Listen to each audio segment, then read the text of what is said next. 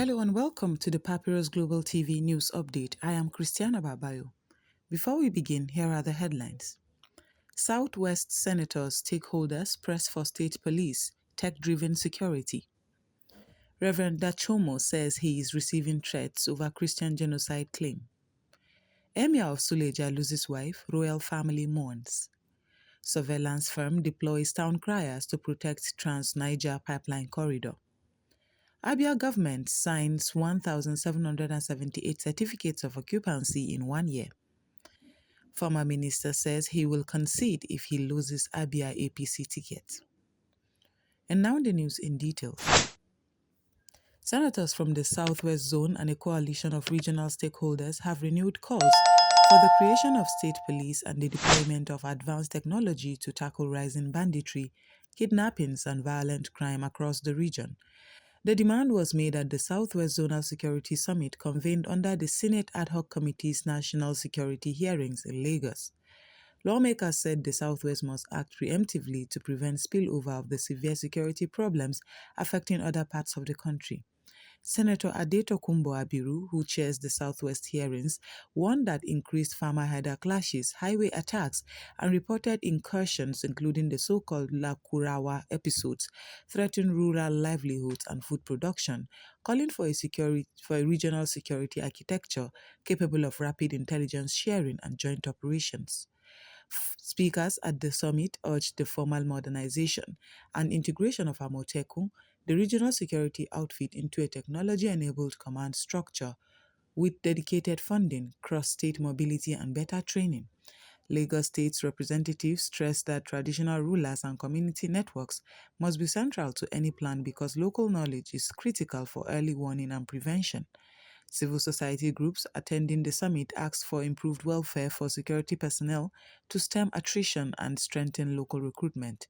Analysts say the move signals a shift in the public debate away from purely federal responses to insecurity and toward a hybrid model combining federal assets with devolved state-level capabilities. Opponents argue state policing, if properly designed with constitutional safeguards, would close responsiveness gaps and reduce dependence on overstretched federal forces, but opponents warn that detailed legal frameworks will be needed to avoid jurisdictional conflict. Reverend Dr. Dachomo Regional Chairman of Church of Christ in Nations, Kokin in Barikin Ladi, local government area in Plateau State, has gone public to say he is receiving threats after publicly asserting that specific incidents constituted a campaign mounting to Christian genocide. The clergyman told reporters that he has faced intimidation since making the claim and that security agencies have been informed while he continues to press for independent investigations into attacks on Christian communities. Dachomo said his assertion, which drew national attention and controversy, was motivated by the on-the-ground testimony from affected congregations and not by political calculation. He urged calm even as he demanded credible, transparent probes into alleged coordinated attacks on worship centers and civilian populations. Observers note his case illustrates the heightened sensitivity around religious framing of violence in Nigeria and the risk public figures face when using charged language. Human rights groups have cautioned that labels like genocide carry serious legal and diplomatic consequences and may be applied with rigorous evidentiary support.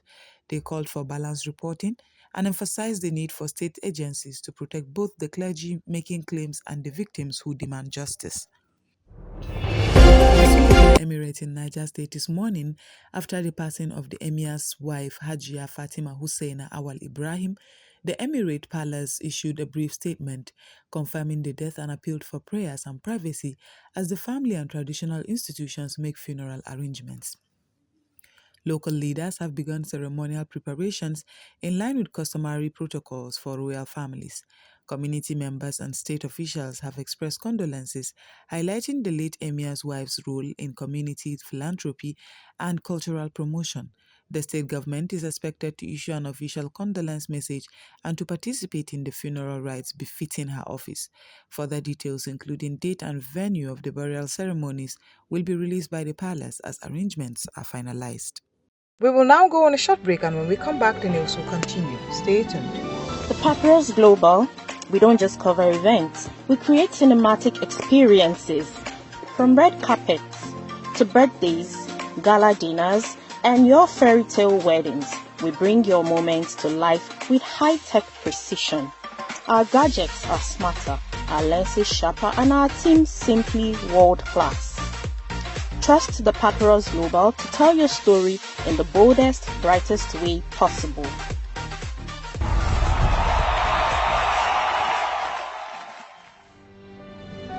Welcome back, and now the news will continue.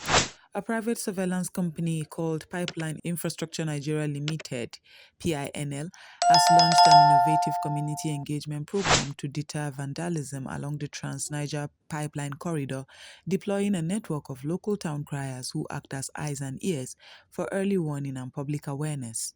The firm said the initiative complements formal monitoring with grassroots intelligence that can quickly alert authorities to suspicious activity. Under the scheme, trained community volunteers will coordinate the pipeline operators and security agencies, broadcast safety messages, and collect real-time reports on pipeline integrity and movement around sensitive stretches. Company officials stress that the model is designed to reduce response times and to build trust between communities living near the pipeline and the operators responsible for critical infrastructure. Industry experts note the approach could be replicated across other vulnerable energy corridors, provided it is accompanied by safeguards for volunteer safety, formal reporting protocols, and mechanisms to ensure information leads to timely, proportionate enforcement actions by authorities. The Abia State has moved to regularize land tenure at scale, with the state government reporting that it signed 1,778 certificates of occupancy (CFO) within a single year as part of an effort to boost investor confidence and formalize land titles. Officials said the drive aims to reduce land disputes, accelerate investment, and make property transactions more secure for businesses and individuals.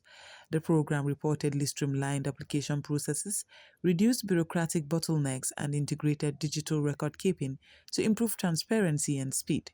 State authorities said the outcomes mark an important step in implementing a predictable land management regime that can underpin urban development, housing delivery, and commercial projects. Observers have welcomed the move but asked for continued oversight to ensure equitable access and guard against elite capture of newly formalized land parcels. Emeka Kalu, a prominent politician in Abia State and an aspirant of the APC ticket, has pledged to gracefully concede the party's primary if he does not win the nomination. Speaking with reporters, Kalu said internal party democracy should be respected and promised to support the chosen candidate in the interest of the party unity and electoral success. Kalu emphasized that APC's ability to present a united front will be critical to its competitiveness in Abia, urging that the primary be conducted transparently. He also highlighted his readiness to work with party structures to strengthen the party's grassroots outreach and policy platform ahead of the general election cycle. Political watchers say public commitments could help reduce post-primary rancor if all stakeholders adhere to the same spirit of sportsmanship. And that's all we have on the news update on the Papyrus Global TV. My name is Christiana Babayo. Thank you for joining us.